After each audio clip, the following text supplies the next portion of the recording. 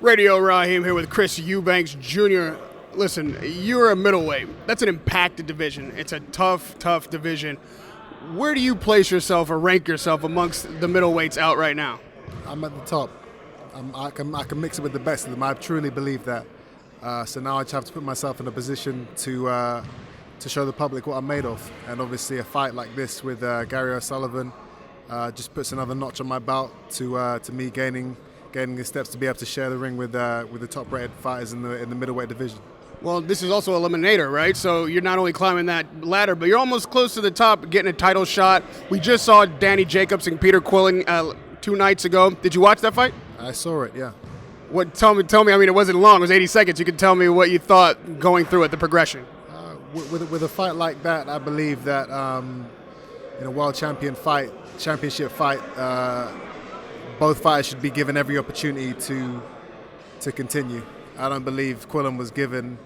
I think he could have gone. He wasn't down. He wasn't on the canvas. Yeah, his legs were shaken, but as a champion, we were able to, at the elite level, you're able to kind of snap back quickly. And I think he was just about to I think his equilibrium was just coming back when the referee said that the fight was over. But me saying that, he didn't really argue about it at the end of the fight, so maybe he genuinely was hurt.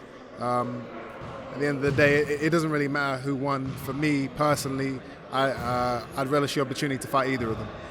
That was a battle for Brooklyn. Those guys consider themselves rivals. You and O'Sullivan have had your rivalry too. It seems to be running deep and tensions are high. How much does that either sharpen you, give you an edge, or does it bother you? That kind of stuff affects fighters differently. I don't let anything bother me. For me, I keep my emotions out of boxing. It doesn't matter how disrespectful, how ignorant my opponent is in the things that he says to me leading up to the fight. I keep everything calm, cool, and collected. He's done a lot of trash talking over the years, and now he's going to have to back up his words. If you are successful against Sullivan and become that mandatory, how do you see the matchup working with you and Daniel Jacobs? I think it'll be a great fight.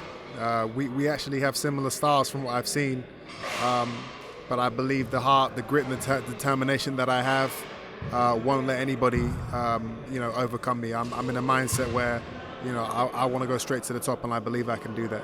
You're a power puncher, but he's shown power as well. He's got a big knockout ratio. What you saw Saturday night, did that give you pause at all? Do you feel like not only is he heavy-handed, but skilled as well?